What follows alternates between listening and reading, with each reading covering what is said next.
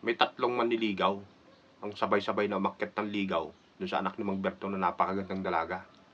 Ngayon papangalanan ko na lamang itong dalaga na ito na si Adelita. Hinarang sila ni Mang Bertong ngayon, isa-isa. Silang pinagtatanong. Ikaw ba iho? Sabi ni Mang Bertong sa unang manliligaw. Ano bang kabuhayan mo? Ako po ay may dalawang yate. Aba, sige, pumasok ka na. Ayos yan. O ikaw naman iho? Sabi ni Mang Bertong sa pangalawa. Ako po ay kapitan ng barko at may sarili din po akong barko. Aba, ayos yan ah. Sige, pumasok ka na. O ikaw naman iho? Ngayon yung pangatlong manliligaw, papangalanan ko si Prince. Ano naman ang iyong kabuhayan? Sabi ni Mang Bertong kay Prince ngayon. Ako po ay hamak na magninyog lamang. Pinagtawanan si Mang Bertong ngayon. Anak naman ng tokwa, hindi ka ba nahihiya?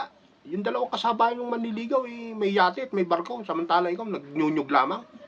Umuwi ka na, sabi ni Mang Bertong ngayon. Abay, sandali lamang po. Bakit naman?